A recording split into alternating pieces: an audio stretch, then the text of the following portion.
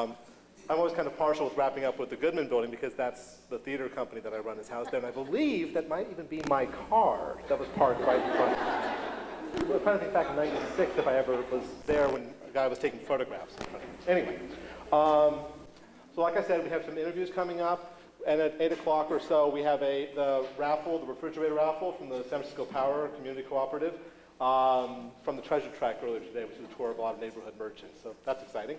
And the biggest thank you, of course, I know a fair amount of material that Chris has for Shaping San Francisco. Certainly all the material we have here for History Night is from the Potrero Hill Archives Project. And they have some news. Yes, absolutely.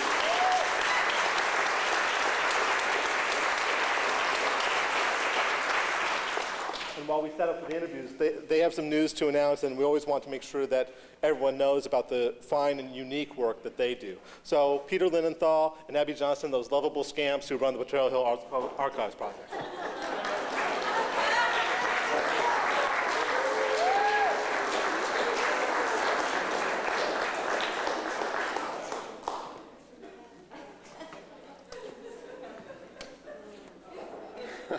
Hello. Hello. 407 years ago, well, now that I think about it, it was 1986. Almost a score. Almost a score. My neighbor, Julia Gilden, is Julie here? Julia here tonight? Julia, are you here?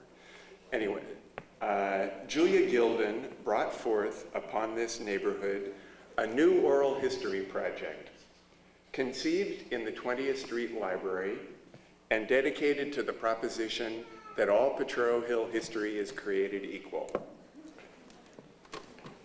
Now, the Archive Project is involved in a great new project that we've been dreaming about for years. We've signed a contract with a company called Arcadia for a book on the history of the Hill. It'll be a book of about 250 photos, and some of Arcadia's books are out in the lobby.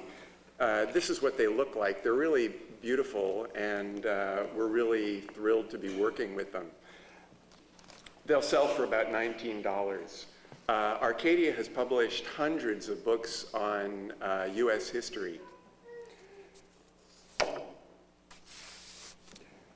But the Potrero Hill Archive Project needs you, and we need you now and soon.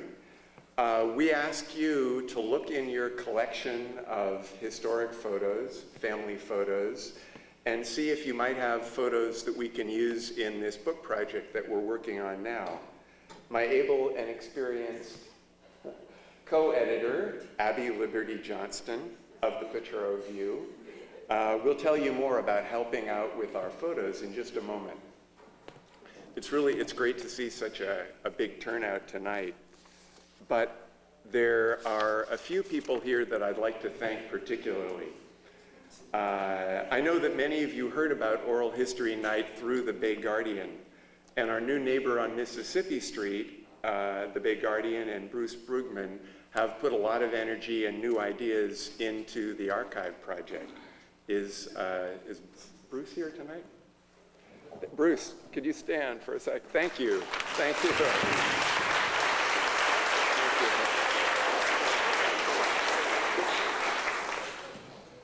Wait till you see the map of Hill links with Potrero Hill history, and Bruce came up with the idea of the Potrero Mystery of the Year. This year's mystery is a painting that's reproduced in the art show in the lobby. It was painted by Lionel Edwards in the 20s. It's a beautiful painting. We don't have any idea what part of the hill it shows, so maybe you can help us with that. That is the mystery for this year. And I'm sure that you all saw the amazing and beautiful display of old photos in the lobby. That display, and on top of that, many of the enlargements of old photos were done by Potrero Hill's Digital Pond, and it's a complete donation of theirs. Pete Hogg and Digital Pond have been amazingly generous with their work for the Archive Project. Is Pete here tonight, or Lisa? Where are they? There they are, in the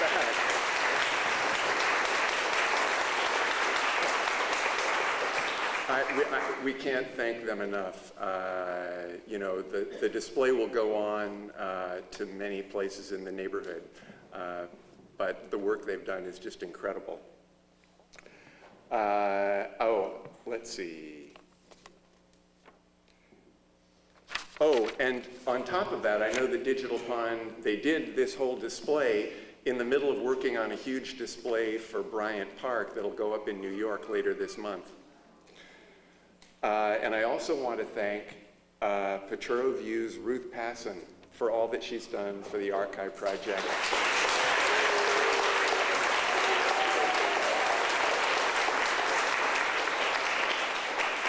And for her practical chutzpah in getting the whole thing moving. And I also want to thank Bell and Trunk Flowers for the flowers. And Manny Petty for the collage sign that brought you to this site tonight. And so tonight we dedicate ourselves to the great task remaining before us, a book on the history of Potrero Hill using old photos from all of you. And with your help, we resolve that this neighborhood shall have a new birth of historical consciousness, and that archive projects of the people of the Potrero, by the Potrero, and for the Potrero, shall not perish from this earth.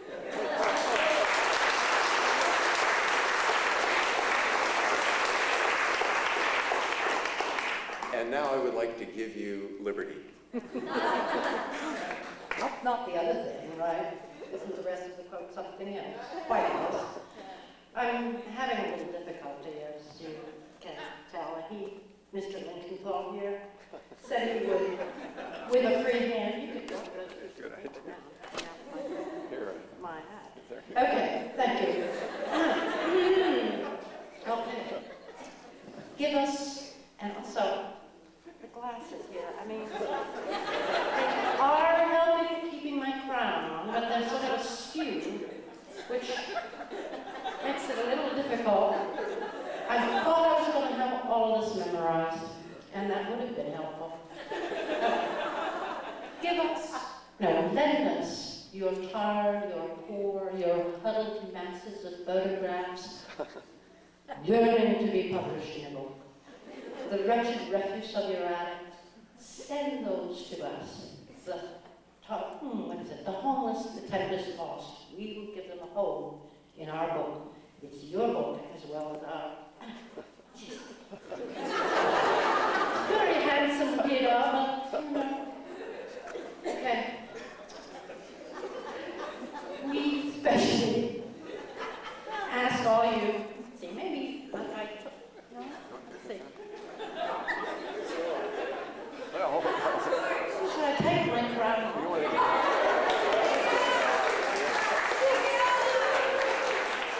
It's a beautiful headpiece. I really do find it quite charming, but there we go.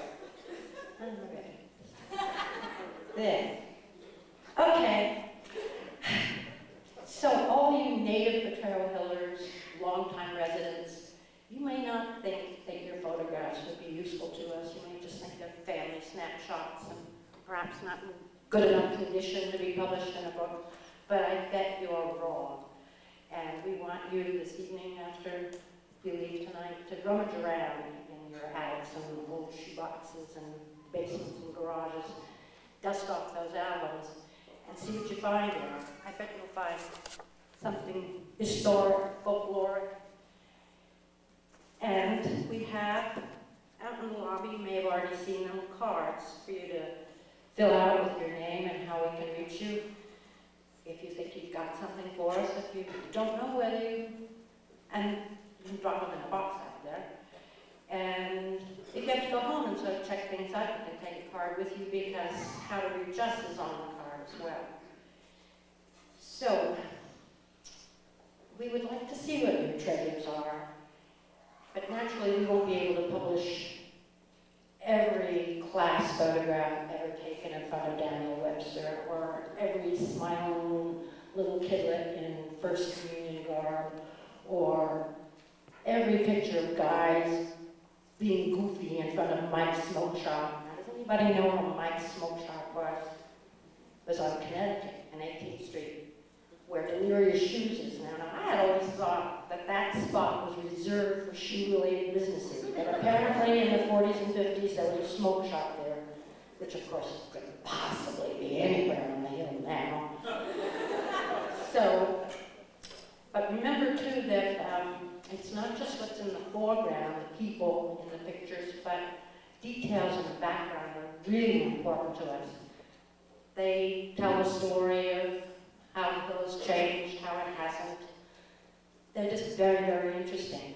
For instance, oh well, here's a picture here that Jackie FIRPO loaned us. I don't know if you can see it so well from here, but there she's posed as a young thing with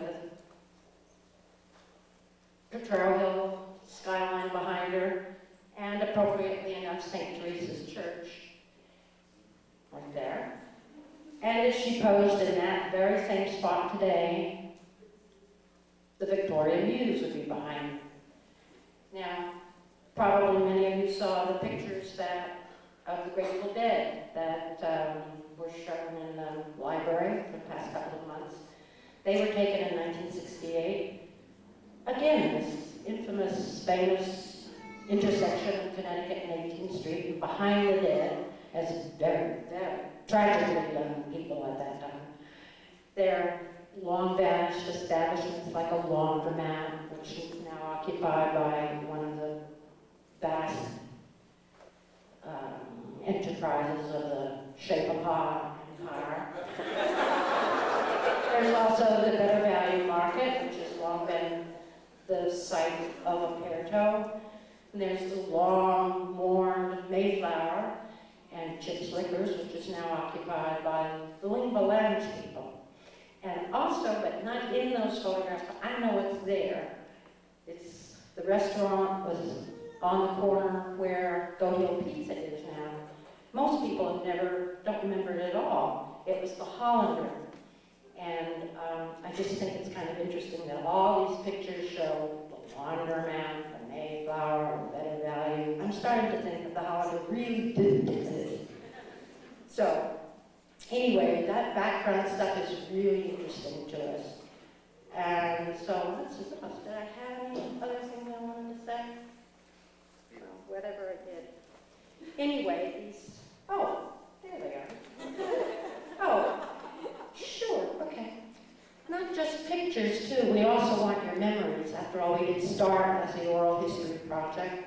So sometimes your memories can flesh out what we know from an otherwise mysterious photograph. For instance, some of these sealed stadium pictures we have, very charming, but we'd like stories of how you might have come down off the hill and gone to a game on a kids' free Saturday afternoon. Home movies, too. Yeah. You know, by now a lot of people have wonderful home movies, and they don't think of those as historic documents. So dig out those old home movies, too. And stills can be made from home movies. Yeah, okay. And it was fun to see the pictures of Carl. Chris Carl. Chris Carl. Because one of the other mysteries, one that's particularly dear to Bruce, is why is Vermont Street so crooked? Why did they build it that way in 1928? There doesn't seem to be any reason topographically. Maybe there was just some sort of intra-city competition with Potrero Hill and Lombard Street, and you know, may the best breed win. I think ours did, don't you? Yeah. So, anyway, I think we've talked about the cards that you can fill out. The other thing is that you don't want to bother with the cards tonight. There will be a notice in the View, probably for months to come, while we're working on the book. And the first notice will appear in the November issue, which will hit the streets on Halloween. And you'll be already dressed. I guess that's about it, right? Anything else? Yeah? Remember, oh, by the way, your pictures, we will, if we use them, and we hope we get tons and tons, that we'll just have a real terrible struggle deciding what to use. I'm afraid that the only compensation is going to be credit. You'll get your name in print. That's about the only compensation Peter and I are getting. Our names are going to be in print, and we just hope they're spelled right. Thank you. I used my last name.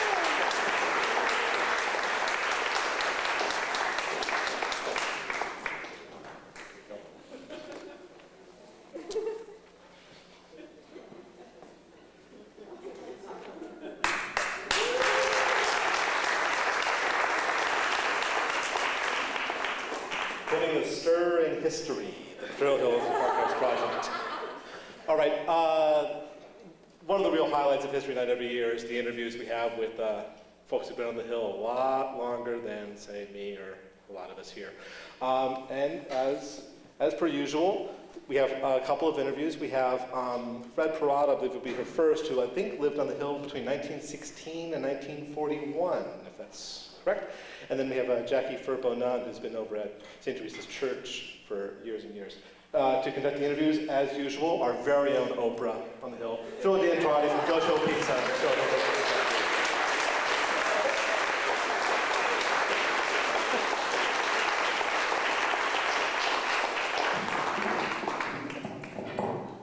Thanks, Tony. It's really great to be here again. Amazing that this is the 4th year we've done it, and look at the crowd and look at the surroundings, and we've really grown, and thank you all for paying attention to your history, because as we've heard already tonight, we are unique in San Francisco, and it is our history which makes us who we are. And I'm really happy to have Fred Perata with me tonight, who's an old-timer from Potrero Hill, and we'll put some flesh on some of the pictures we saw earlier, and maybe we'll get a better understanding of what things were like in those days. So let's get on with it. Okay. Can you hear me? Am I coming through? Okay. Hi there. Hi. So we heard a little bit about Potrero Commons today, and you were telling me what they're calling Potrero Commons is that space that was between the two hills. That's right. There were 2 hills, right? This was a big empty lot, one entire block, and it was level. And when I used to go to Daniel Webster, and I lived on San Bruno on the other side of the hill, to go to this side of the hill, I would come down 18th Street, and it would be a diagonal. I'd go over to Carolina, Carolina, then Wisconsin, and Arkansas, Connecticut, and Texas Street to Daniel Webster.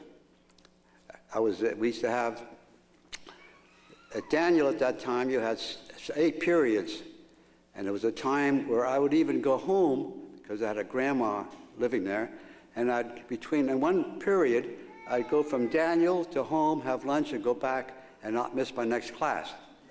So we had a hustle, but that was it. Now, you were born in 1916. 1916. Were you born on the hill? Born on the hill. At home? At home, probably so. Probably so. Probably so. Now, what's your earliest recollection of Potrero Hill? What do you remember first? Well, you see, at the time when I was born, I was on this side of the hill, so everything that I know is on this side of the hill.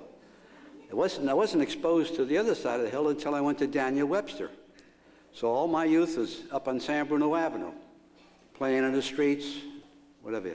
Now, was there a big merchant community over on San Bruno Avenue? Oh yes, we had a grocery store on the corner of 18th and San Bruno, a tailor, kitty corner from that. To bring another one up, the Sylvanian Hall at that time was the Great Western Power Building. That's why you see those big wires up there until PG&E took them over. And on 18th in Utah, we had a sanitary market. 18th in Potrero was a pharmacy. And the doctor upstairs was the one who took care of me when I was born. Dr. Kramer, if I remember right. Then coming up on 18th Street, on 18th and Vermont, the Raditiches had a bar, and Aunt Agnes used to sell pencils and paper for school. And next to them was a butcher shop, a grocery store, a butcher shop. His name was Slavonia. Yeah, and then kitty corner from that, there was a bar, also a Slavonian bar. At 18th and Kansas, Corcleotas had a grocery store, and that was all a business around that area. Yeah. Of course, you go 19th and on 19th Street, on 19th and Vermont, there was a big market, Jelenich's Market, and across the street there was another guy and had a little speakeasy on the other side of the street. That's about it. That's just all the stores that I can remember. Now, how'd your family end up on Potrero Hill?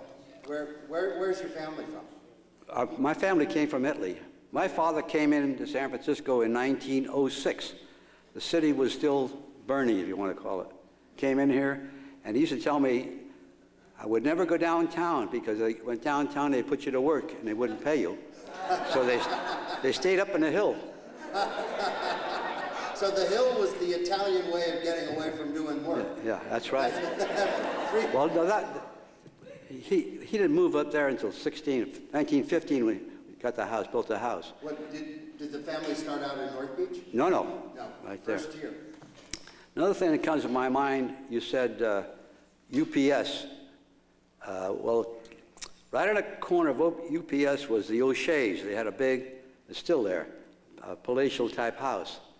Across the street, that was a big empty lot, and there was a well there. And they used to tell us that when the earthquake happened, they all went around that well and had some drinking water. That was the source of water after the earthquake. And then they started building shacks and all that stuff. You remember the earthquake shacks? Yeah. Oh, yeah. Those were the predominant structures on the hill. Yeah. When I was a little kid. When I was a little kid. And then, again, I said the O'Shea's, at that time, you didn't have cars. O'Shea's had a drayage business. It was all horses and wagons.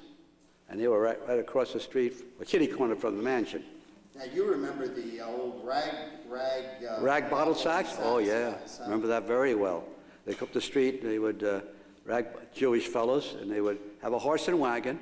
If you had bottles or anything, they would give you something for them and keep going up the hill. Now, did the kids collect the bottles and... Whatever you want to throw away, like brass or copper, you'd save it. You'd make some money out of it. Yeah. Now, what years did you go to school at Daniel Webster? I started Daniel in 1929 with the Depression, and I got out of there in 1932. Now, where was Daniel Webster at the same location? It was a red brick building at that time, and there were shops on the corner, auto shop, sheet metal on the corner. They had a little building in there. Can you remember the whistles from the Union Iron? No, we had a different whistle. The SP had the roundhouse down there. Every day at 4 o'clock, that thing would blow, and 8 o'clock in the morning. So that was our timepiece. SP roundhouse on 16th, past, let's see, Connecticut. It was way over there. Well, 17th Street was even beyond Connecticut Street. But that's where the SP had their shops. In fact, they had a roundhouse there. And the joke was that a fellow went crazy there one day because he couldn't find a place to spit it. It was a roundhouse. So that was one of the jokes that we used to tell when we were kids. Now, do you remember the move of St. Teresa's from when it was down, No. In Dogpatch and No. up to... Well, in my time, St. Teresa's Church was at 18th and Connecticut. 18th and... I mean, 19th and Connecticut. And the Presentation Sisters School was, I think, in Pennsylvania. Because I was confirmed at St. Teresa's. So we had the classes going back. Do you remember any of those processions that were in the film? No, I don't remember those. Yeah. Because see, that's on the other side of the hill. Right. We lived here, they lived there. And I didn't get exposed to that until 1929. Now, did you call the hill Potrero Hill or Russian Hill or Irish Hill? No, we called it the hill. The Russians were up on top of the hill. In my area, there were all Slavonians and Italians. And on this side, you had a lot of Irish, Scotch Hill, and all that, going back, as they used to tell us, from the World War I, when they worked in the shipyards.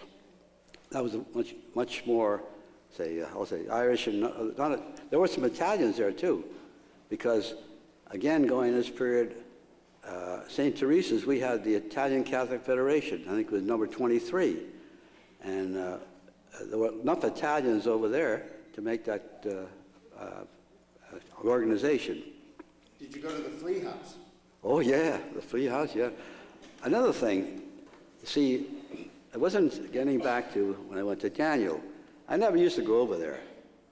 I used to go from my place, I go down to Mission Street to the shows, New Mich, Rialto, El Capitan, or I would walk from our house to Market Street and go see a show. It was a nickel or a dime.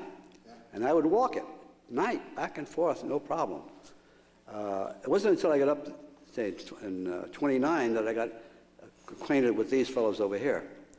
And I would go to school at the daytime, go home at night, but every night I would leave 18th and San Bruno, come down 18th Street, cross right down to the railroad track or the tunnel, and go up at 18th of Connecticut, hang around with the guys, talk, and then walk back every night. But, now, so you started some clubs, or you were involved in some clubs. Well, getting back to Jackson Park, there was the director's name was Murphy, I don't know first name, but he was a basketball player at USF, but he was a young fellow, very, go guy. So they formed a club called the Jovial Club. It was made up mostly of fellows from that side of the hill. The other side. Yeah, the other side. And these fellows were pretty smart. During this period, you got to remember this is the Depression now, you used to have dances in churches.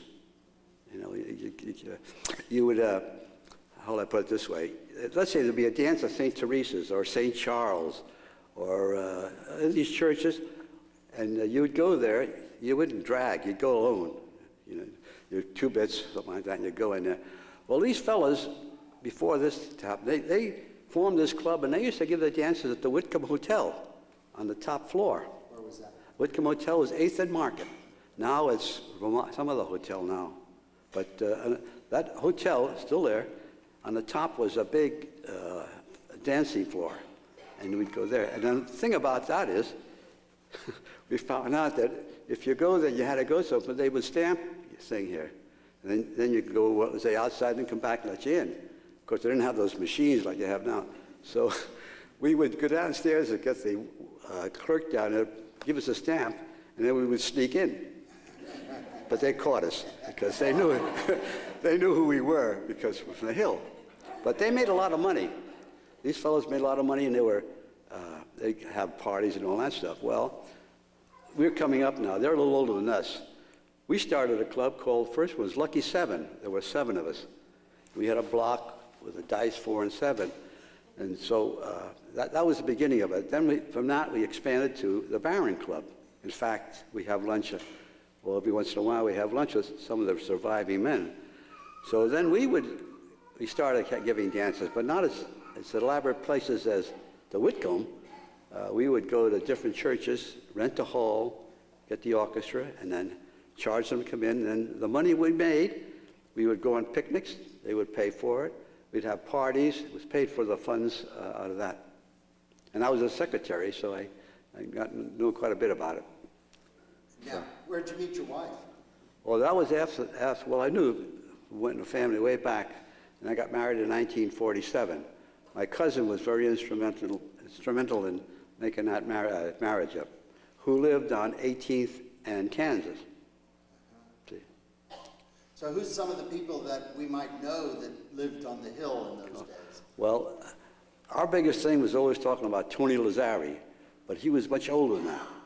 So we'd say, oh yeah, Tony used to live on, I think it was Missouri or Texas Street. The guy during my period was Rugger Artazoya. He was a pitcher, and he ended up pitching for the Mission Reds at that time. Let's see, who else? On my side of the hill, there was a Judnick, Tony Judnick. Yeah. Right, yeah. Okay. He was the youngest of the family, And he went to Carmas. He was a football, basketball, and track. He played ball for them. And see, that was my time, and a little older than me. But then he went to Santa Clara and played down there. And what's good about that, and I still remember, his father would go down to the SP. They had some sheds down there with those broken boxes or anything, candy and all that stuff. His father would buy it, bring it back, because he had a rooming house. So Buck would get candy, and then Buck would say, let's go down to Lick Wilmerdine. They had a track between the two buildings, and we'd run, or we'd throw a football or a baseball, and he'd give us candy. And where was Lick Wilmerdine? Lick Wilmerdine is now where UPS is. Right. See, right across the street. There were two buildings, an old wooden building on 16th Street, on 17th Street. On 16th Street was a big brick building, and it was about 3 or 4 stories high, whereas the wooden building, I think, was just one level. It was a great school. It was a high school and like a junior college. And I remember we had a little football team, and we played them down at Jackson Park. But they were older than us, but they won. We had a football scrimmage with them because they had a football team. And where'd you go to high school? Mission High School. And what was the transportation system like in the Hill? That's why there were so many cobblers everywhere, right? That's why that store on 18th. I used to walk from 18th and San Bruno, and we'd pick up other kids, and we'd walk all the way over to 18th and Dolores. Walk over and walk back. Fare, I think, was 3 cents at that time, but 3 cents was hard to get, so you walked it. A lot of copper to the right. Yeah. So we walked back, and I walked to Daniel, I walked to Mission, and a bunch of us, we'd meet girls and fellows, just wander down 18th Street and go into Mission. Now, what was there was a streetcar line, though? The 22 was a streetcar line. 22 came up 16th Street, turned at Kansas, 17th Street to Connecticut, up to 18th Street, and right down to 3rd, and down to where they had the yards, the Market Streetway, where they had their yards there. Now, there were 2 railway systems, right? Oh, the Muni and Market. That's an interesting one. If we ever went any place, we'd take the Muni, because we were 2 blocks from the Muni, but the Muni was cheaper than Market Street Railway, 2 or 3 cents cheaper. So you'd always get the Muni. Did you ever sneak on and grab onto the counter? No, in the back. We should do that and get kicked off. Yes. And another thing about that, those old streetcars, you had a motorman and a conductor, okay? Well, the conductor there was an entrance, but there was a staff or a pole there. And sometimes you'd be running for it, and the guy would start going. So then you would run alongside and jump on it with a moving car. A lot of guys missed it and got hurt, but that was what they would do it. You still see, we're used to see people doing it on the cable cars. That's right. Yeah, that's it. Yeah. Same sort of thing. So, what about during the war? Do you remember Pearl Harbor and the influences of... I was one of the ones drafted before the war, September of '41. That's an interesting point. So I ended up at Camp Roberts into a training, field artillery. And we used to get passes every week. Train would come by in front of Camp Roberts about 1 o'clock, and we'd hit 3rd and Townsend at about 6 o'clock at night. So I'd come home every week. And then I'd pick it up at 6 o'clock on Sunday, get down there about 1 o'clock Monday morning. I went on December 7th, took my mother, and we went to, I used to go to Mass at St. Teresa's. Took my mother to St. Teresa's, 9 o'clock Mass. So I'm going to Mass to come out, and one of the guys that knew, he says, hey, they bombed Pearl Harbor. I says, you're full of shit. He said, well, I am. You go home and listen to the radio. And by God, that was the beginning of the World War II. And if you think this town didn't change and like that, they were on the radio. If you were General so-and-so from Presidio, General so-and-so from all these different posts come back, come back. We even got one of the generals down in Camp Roberts telling us to get back because we used to come home on weekends. And the shortest ride I've had from San Francisco to Camp Roberts, it was that night. They pulled all the curtains down, and that damn train just took off and, man, barreled down there. And again, now, remember this is Camp Roberts. I mean, between you and I, before the war, that was a joke. I mean, we used to waste time doing nothing, you know. In fact, a lot of my time was going with a truck, going over to the pits over in the oil pits over there, loading it up with tar, bringing it back and making sidewalks at Camp Roberts. I did a lot of that. But what I was going to say now? The Camp Roberts, at that I was in the field archery then. It just changed just like that. After that on, as soon as we walked into that gate, every 10 feet we were challenged. Before we could go, there was a guy out there with a gun. When the hell they're going? I show him camp, some company. So to bring this thing clear, after a while, I was at the field artillery. Then I ended up to go to school. But I never went to school because I was supposed to go to school, waiting to go to school, and they needed somebody up in battalion headquarters to work on the morning reports or something. So I was working up there, never went to the school for agent, company clerks. So I found out when I was there that they needed a heck of a lot of guys in the finance department because, I don't know if Camp Roberts is a big place at that time. They were loaded with, you had troops all over the joint. You'd be doubling up and everything. And the field artillery was in the middle. And the artillery was over the other side. But anyway, they needed fellows to go, so I transferred from field artillery to finance. And so then I could see the expansion because we were paying payrolls galore. And the kids would come in there and get trained, a lot of infantry guys, and off they would go from there. And I could tell there, I couldn't say it now, where some of these guys were going. They were going to get up to a point of debarkation all over the place, back east, going out in the Hawaii and everything. As you'll say, the shit hit the roof at that time, boy. It was rough. Well, I'm gonna give you guys out here an opportunity to ask some questions, some things that I might not have thought to ask about. There's a lady right there. You forgot to mention bar. Judnick's Bar. Oh, Judnick's? Now, Judnick's were a great family. They had a rooming house on a corner. I mean, around that. On the corner, there was a bar. Judnick's had a bar. The oldest son, Teeny was the oldest one, and he worked for the city. Then came Louis, and he had an accordion. Then came Joe and Buck. Well, these fellows, these Slavonian fellows, single men living in the rooming house, they'd bring us inside there, and Louis would play the accordion, and we'd have to sing, and then they would give us candy. So we were entertainers. Another incident happened to me at that. This is right on the corner, 18th. I got into a big fight with one of my neighbors, Mingo Balistrassi. So these fellas come out of the bar, and come on, rootin'. But then it got pretty rough. It pulled us apart, made us make friends. But they were great fellows. I mean, these single fellows,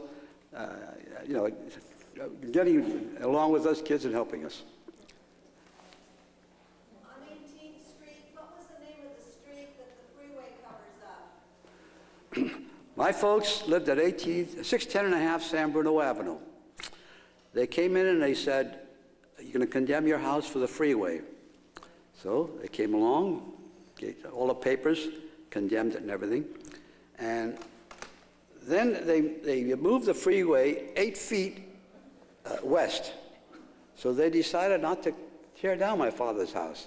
So then they came back, my father says, "Well, you can have it back now." So my father says, "Heck, no garden, you can have the house," and we left the house. So whereas my house was the fourth house up from the corner, and across the street from the Uniches, the Judnick girls over here, that house remained.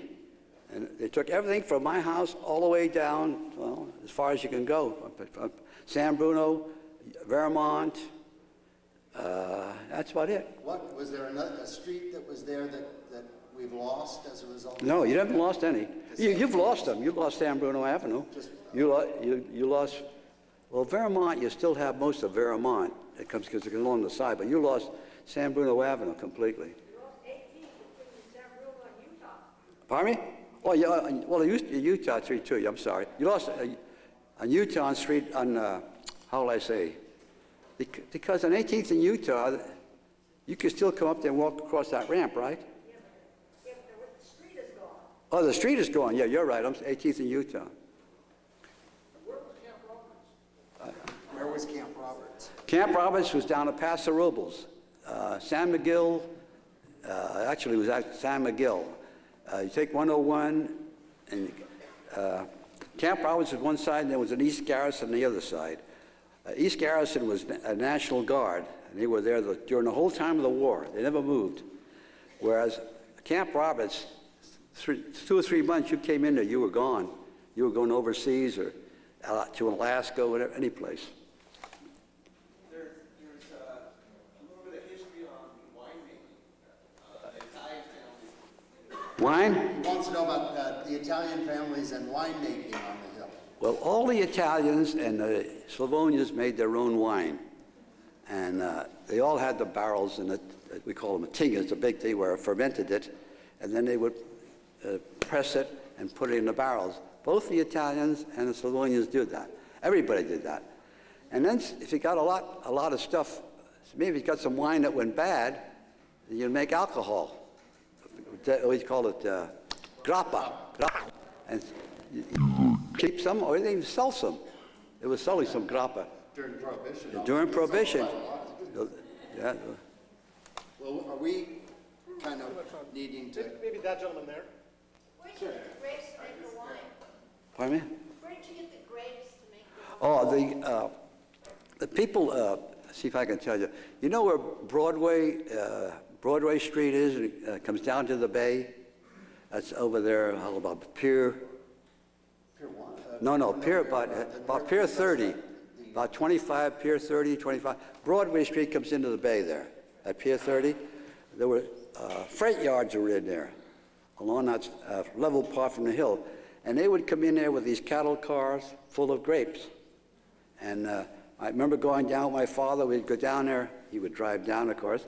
And he'd say, where does these grapes come from? If they came from, say, Napa or Sonoma or something, he would buy those. Whereas he would never buy grapes from the valley. Right.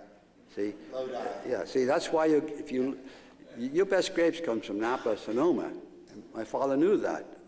And basically, then they get a truck, and put them in a truck, and they'd have a crusher, which would like a little gears.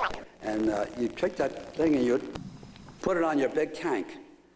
And then we would dump the grapes into that. It would bash them, go into this big tank. In about for 3 or 4 days, it would start boiling. Got hot, a little warm. And then it would stop. It wouldn't boil anymore. Then you could draw out the real good stuff. The first drawing was always your best wine. Then you would get a torch, which was back and forth, you know, there's a presser. They would get a torch and put it alongside this big tank, and you would shovel the mash into that thing and smash it. And sometimes I have to go in and shove the mash into that, and I tell you, I got drunk. Just in that tank there. Sir. Yeah, I just moved to 326 Utah Street. I can't, I got hearing problems, but. 326 Utah. You live at 326? That's right. I just moved there, and I was told it's between 16th and 17th. It's right across the street from the UBS building. Yeah, that was Lick Will Medine across the street then. Yeah, but I was wondering, I was told that was a store. There was a store down the corner. There's a store on 16th Street. There's a store next to, that was Prandini's shoe shop. He lived on Prandini lived on San Bruno between Mariposa and 18th Street. We used to play in front of his house, but we call Red Prandini's father had the shoe shop down there on a corner of 16th and Utah. Well, then going up, was it? Coming up, there were all houses until a corner, and there was a little shop in there of some sort. But from the corner up was all residence. And a kitty corner, from that, there was a grocery store. I think it's still there. Yeah, it's still there. And then, one point, there was up on Potrero, there was a dairy, Del Monte Dairy, and they used to deliver the milk to your house every day in a little bottle. Horses? I don't think it was horses, because that was later. You talked briefly about going through the tunnel. Yeah, it's interesting. Yeah, this is interesting. Again, this side of the hill, and I was a little kid yet, you know. So we'd go down there. There was water there. We'd play this pollywogs. And then we'd say, well, gee, let's go run in the tunnel. And go in a little bit, get scared as heck, and run out. So what we did is, when you made it, when you were big time, as you went, and we did, go all the way through the tunnel, come out on the other side on Texas Street, and then barrel back. And do you remember Ann McCarthy telling the story about her 3 years ago? She talked about the tunnel and her experience of running through there. Yeah. See, Western Pacific had their pier, which would be about on 25th Street over on 3rd Street, going out. They had a pier where the trains were over in East Bay, and then they would put it on a boat and bring it to that pier, and then they would come through that tunnel, and they went down on 8th and Brannan, I think it was. I can still visualize. That's where they had their freight cars would come in, and that's where they distribute the stuff. And that was the Beltline? No, that was Western Pacific. What was the Beltline? Now you're bringing up another one. There used to be a railroad, Ocean Shore Railroad. Beltline was on, that was run by the state. They were on the piers. That was a state deal. But there's another railroad they called the Ocean Shore. On 18th and Potrero, if you look good, you can see where it would come in at an angle and went over there towards the Muni bus stop or trains. It would come through there, and then it went down, and it would go down further and down towards Market Street. How far I didn't know, but then it would come out of this thing and get on the streetcar tracks, on the Muni streetcar tracks, go all the way out to Army Street, and then they had a track there, and would go out to Alameda and go all the way down. I don't know how far down it went to the coast, but it went all the way out to the coast, and they called that the Ocean Shore Railroad. Fred, thanks very much. You're welcome. And also, I was curious about things that we can't look up. I got it. And I'm curious about what you remember of smells and sounds. You want to hear a good story? You know, again, when we were kids, we'd go down, which would be, let's see, when was it? It'd be about near Townsend Street, not even that Townsend, a little before Townsend, what that street is. But then we'd go down towards the bay. There was at 8th and Townsend, that's what it was. 8th and Townsend, a little coming towards this way, there was a creek in there. And the stuff would come out raw. And you know what we call that when we were kids? Shit Creek. But it was. And let me tell you, I now live in shit. On a houseboat. That's almost a good way to end, but let's I'm interested in that question a little more. What other kinds of sounds? Were the Butchertown smells prevalent up there? Another interesting thing is when we got that odor from Butchertown, we know it was going to rain because there was a southeast wind that blew that odor towards us, and we say, hey, it's going to rain. Butchertown. And that was it. And it was the truth. That was a good indicator of rain. Well, anyway, I think this is a good place, is Eddie, to break off. And thanks very much. You're welcome. It's been a real pleasure talking with you tonight, and I hope we can do it again. Thanks.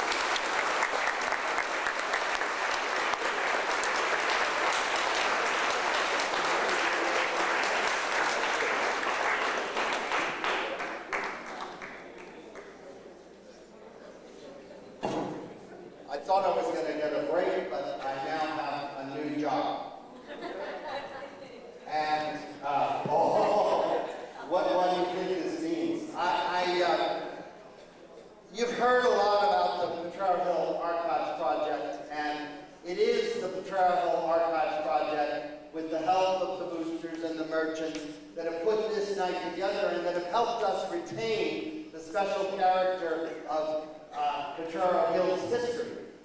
But there are costs associated with maintaining this project, maintaining these archives, duplicating the photos, keeping them together, organizing events like tonight.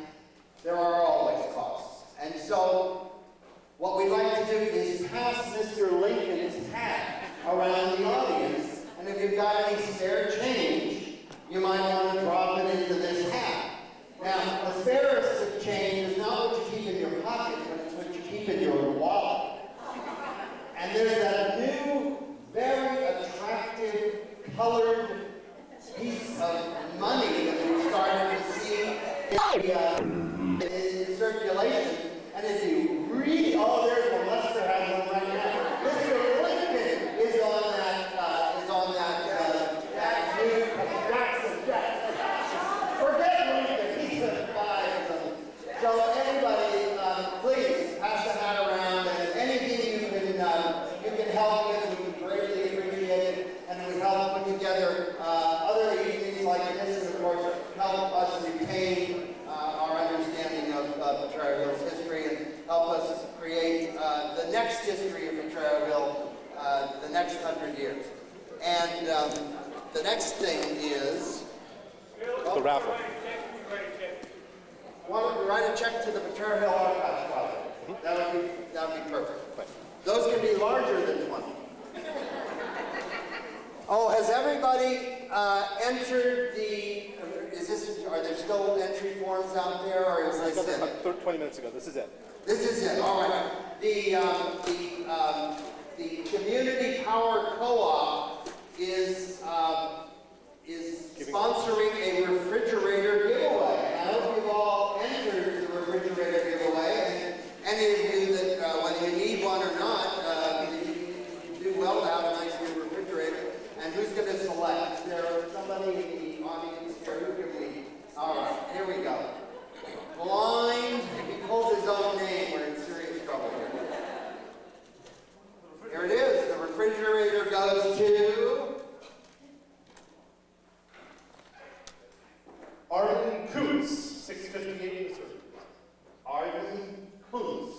You don't have to be here to win. You don't have to be here to win. So congratulations to Arden, and thanks to the Power Co-op. I hope you all got to participate in the treasure hunt today, and the Power Co-op, the Potrero Community Co-op is very helpful to our community in terms of recycling, not recycling, but what kind of energy is that? Clean energy, and saving, reducing power costs and electric costs, and I wish I knew a little more to say. Two more things while we're here on a little miniature pledge day. One, at the beginning of the meeting, I read a proclamation from the City Board of Supervisors. We do have our supervisors here now. A great event for Potrero Hill. So that's why.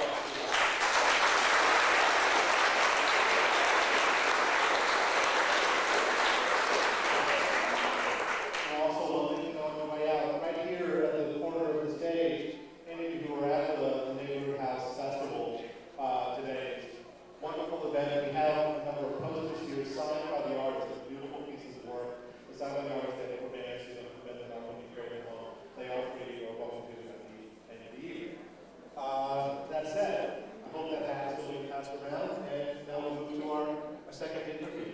This is Jackie FIRPO.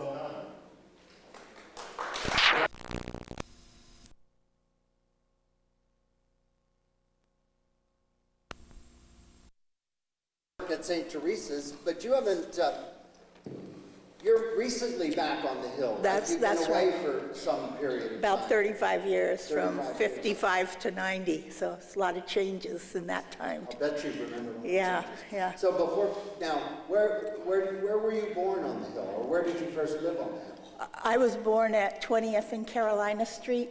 Actually, I was born in Sutter Hospital, but we lived at 20th and Carolina Street. Now that house is still there. Yes, by the side of the stairs.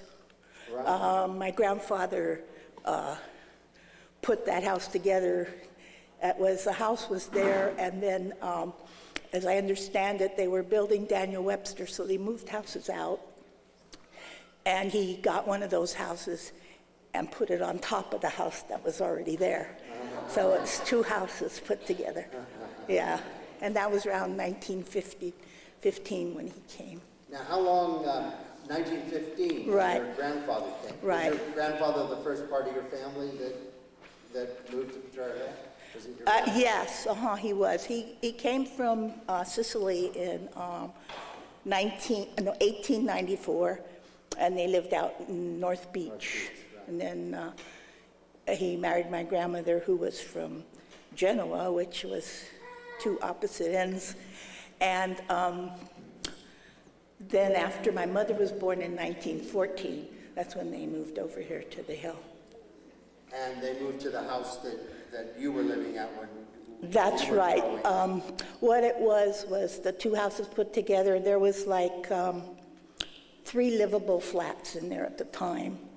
And then also over the garage, around my aunt's time, was a large ballroom where they had their dances and their parties and all that kind of. It was a family ballroom. Yes, Your own family ballroom. That's right, with a bar and all that kind of stuff in it.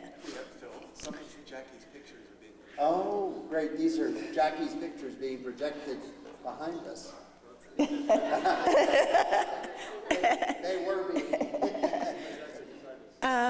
So in this, we could do the shadow. Now, was your house in Dago Gulch? That's right. Ray Radovich told me when I came back. I had never heard it called that when I lived there. But as the gentleman before me said, each person lived in their own part of the hill, and we hardly ever went to the other part of the hill. So the people that lived on, I think his name was Fred? Fred, yeah. People that lived on Fred's side of the hill called our side of the hill Dago Gulch. Because all the Italians, and most of them on our block, was family. I mean, my 2 grandmothers lived there, my aunt lived up the hill. It was all like family. So walk me down 18th Street, no, walk me down 20th Street from your house toward the bay. And what kind of shops? DeRosa's was there? Oh, yeah.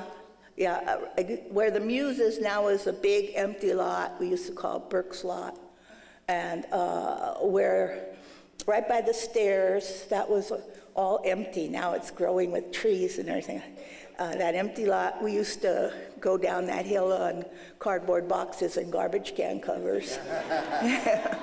And the old Italians used to play bocce ball right at the top by that barrier that's at the end of Carolina there. That's a big bocce ball. And we would play baseball out in the street using the sewer covers and the manhole in the middle. Kick the can, all that kind of thing. And then as you went along, Wisconsin, and then DeRosa's was on Arkansas, which we always called Arkansas. We never called Arkansas. It's very hard for me to say Arkansas. And then there was that group of stores there between Arkansas and Connecticut. And there was, at my time, there was, where the florist is, that was my cousin's barbershop, Koch's barbershop. Yeah, Cocciolato. And then there was, there also, my time, and I think it was, there was Frigosi's 5 and 10 cent store. Is that where Atchison's? Frigos, it was Frigos 5. Is that where Atchison's? No, Atchison's was there. Also there? Yeah, it was, yeah. I'm not sure where this Frigos was, but I know we used to stop in there a lot. And then at the corner was Dunnigan's Butcher Shop, who was also a relative of mine. And as Sister Lucia at the office, at St. Teresa's office says, I'm related to everybody on Potrero Hill. Because whenever a name comes up, I'll say, well, that's my cousin. So those stores were there. Now, is the butcher shop where Klein's is now? I'm not sure where, where and I Varsity was? think Dunnigan's was at Dave's, I think. Oh, I see, Yeah, I'm not really sure. There was a butcher shop where Klein's is now too, because I used to go there. Was that what it was? Okay, yeah, because I used to have to go there, and that, to a teenage girl, well, we were like 12 or 13, my girlfriend and I would have to go to the butcher shop.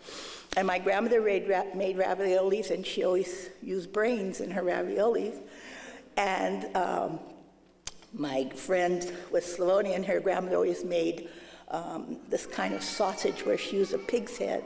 So we'd have to go to this butcher shop and ask, do you have any brains? And she'd always say, do you have a pig's head? And we were very embarrassed to do that. And then also between Connecticut and Missouri, on the other side of the street, there used to be a photographer, because I had pictures taken of my first communion at this photographer's. There was a beauty parlor, and there was a shoemaker on that side. More shoes. Yeah, right.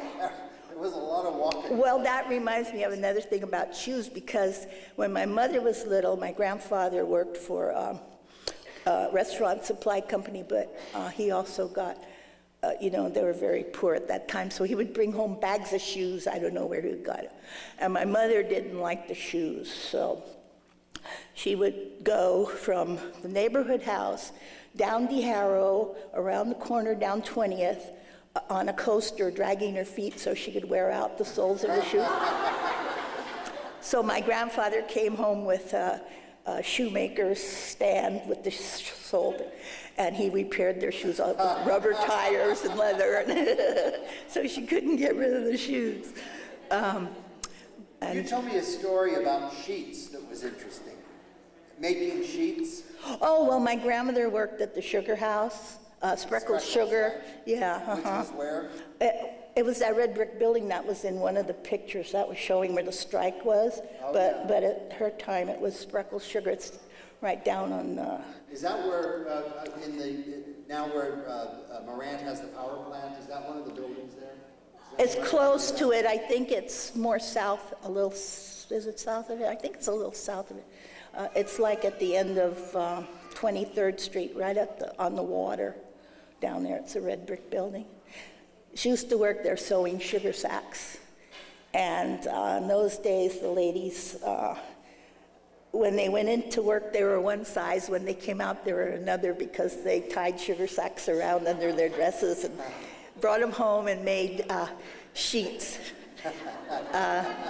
She would boil them in this big pot of lye to get all the dye out of it and everything like that, and then hang them out, and then we'd have sheets and dish towels and pillowcases and aprons, whatever you can make out of them. Yeah, they used to do that.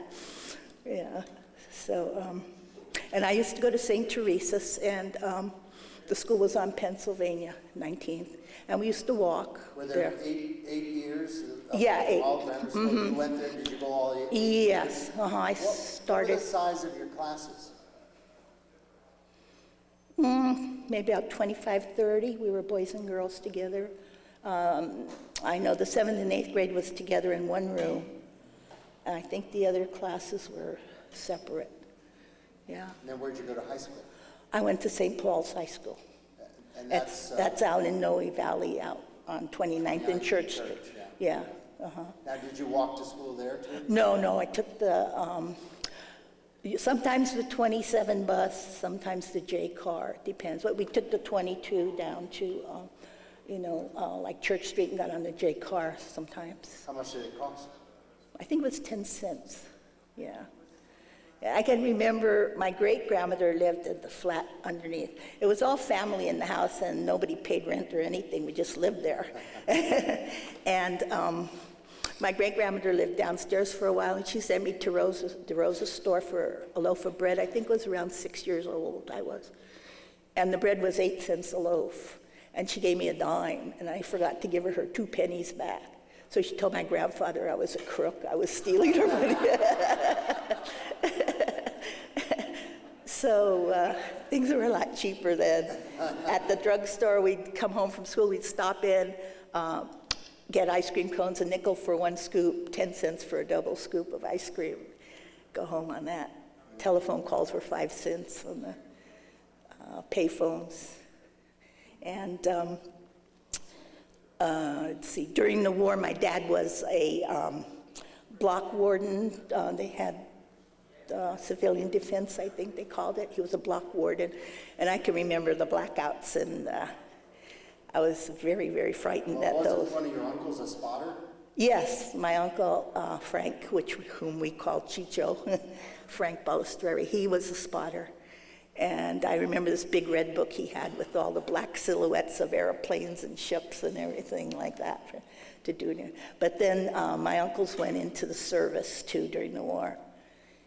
Do you remember Pearl Harbor? Do you remember that day?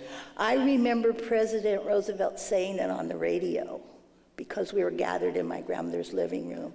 So I must have been about 6 and a half years old at the time, but I remember sitting in the living room and hearing him say. Do you remember the rationing coupons? Oh, yes. Yes, I remember those. And like you didn't travel on trips or something because you had these stickers up on your windshield, and it would always say, drive 35 miles an hour, the fastest, and is this trip necessary? And then you'd have gas ration stamps and meat and all that kind of ration. Did you have a victory garden? We always had all kind of gardens because, first of all, they were Italians, so you have to have a garden. And the lot next door to us was owned by my grandfather's brother-in-law. It was vacant. There's an apartment house in there now. But we always grew vegetables and everything. My dad raised rabbits and pigeons, and my uncle had canaries, and I mean, you know, we had all Are there that. any other, do you remember animals on the hill? Was there ever a time that you remember the pasture lands or any, like, cows or sheep or goats or any of that? Well, goats, because we had a goat. Well, actually, my mom, when she was young, they had a goat. My grandmother had a goat. And that goat would always get loose, and she'd always have to go home from school and try and get the goat and put it back where it. And even right now at the bottom of Carolina Street on the sidewalk, there's goat prints. So you know, when they're putting, yeah. I need that. And when they started fixing the streets, I think my uncle was about in 8th grade. He was 12 years old, my Uncle Jack. And he went to work for the man Eaton and Smith, who was building the contractor doing the streets. And he put him to work on the Bay Bridge. So my uncle at 12 years old was working on the Bay Bridge, pouring cement and stuff like that. And so that's when they, that helped also to pay for the street work because each property owner had to pay toward the repairs, and my grandparents didn't have that kind of money. Yeah. Questions? I want to know where those goat prints are. They're down on the sidewalk at Carolina Street. Well, actually, you know how it comes up from 19th and it dead ends? Yeah. On the sidewalk, there's some goat prints in the... Yeah. They're not there anymore. They're on my deck. They're on your deck? Oh, Rosemary Osler. How'd you get them, Rosemary?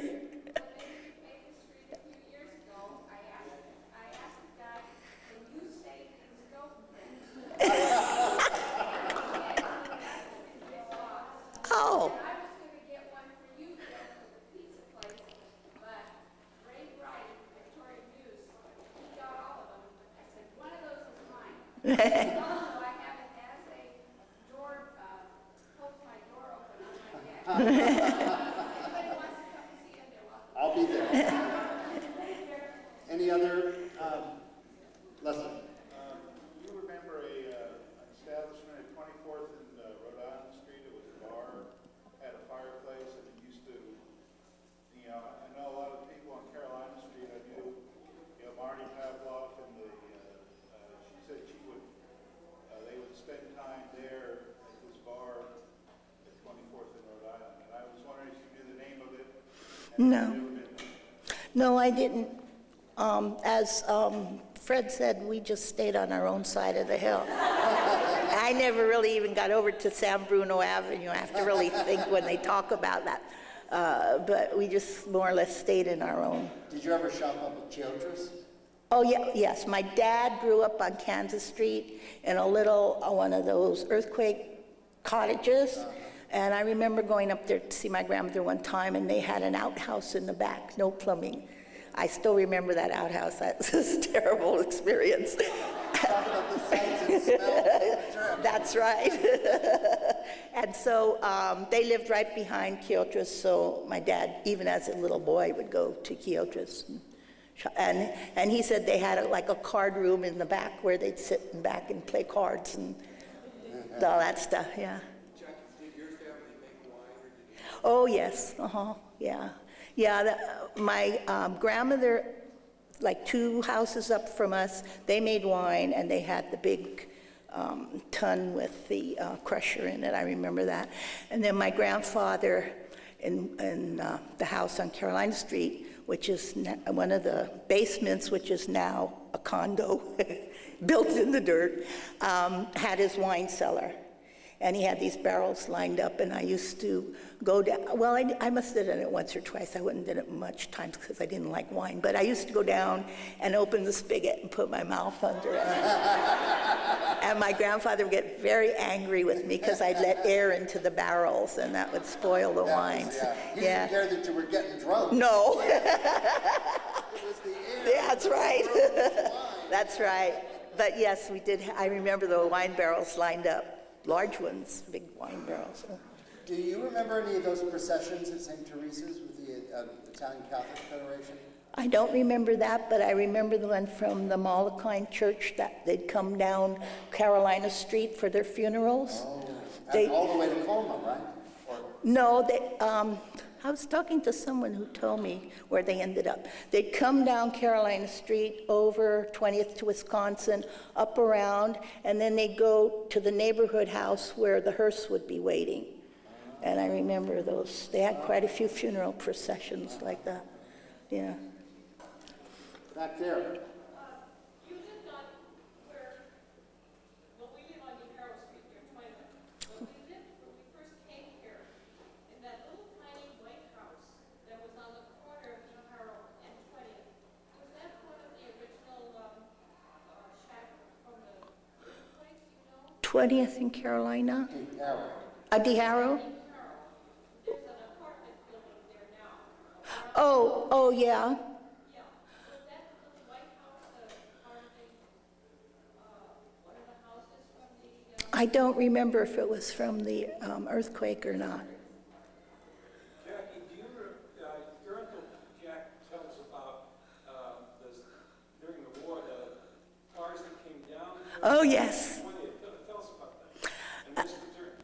Oh, we used to have runaways come down Carolina Street, and one of them happened to be a Marine vehicle, which my father's cousin was driving, but Albert Tazzi's, they were in the Marines, and they had parked up on Carolina Street to do something, and the car came down and jumped over that barricade at the end of the street and came down and hit my grandfather's house and started kind of a fire. And then there was a milk truck that came down one time. Cars used to run away down Carolina Street. Also, under our house, there was a stream coming through, and it would go through the garage. And it would go up on the foundation. It was just a narrow. And then it missed the house next door on Carolina Street. But the next thing is an empty lot. Whoops. And there's a well in there. There's still a well in there. My uncle owns that lot. And that's what he uses to water his yard. But there's a well in there. And also at the bottom of Carolina Street, right here, right out here, where the man was talking about pollywogs, there was a swamp in there. And there was this little house in the middle of this swamp. And a man named Sadhu used to live in it. I remember a little Italian man lived in this little house. So there's quite a bit of water around on the hill. I know of a house on, I guess it's San Bruno, that you open the closet, you look down in there, and there's rocks and a stream, a spring going through. Well, in this house, my grandfather's house on Carolina Street next to the stairs, they put a condo in there. And that condo comes up for sale like every year or so. I think it might be a little damp. I don't know. Jackie, what do you remember being on this exact parcel and adjacent to it and where the Muse was?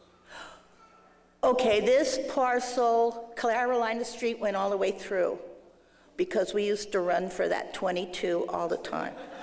My mom would see the 22 over on Connecticut and 18th Street and say, let's go. And we'd run down to 17th to get the 22. So Carolina Street went through. On the other side was that little swampy house.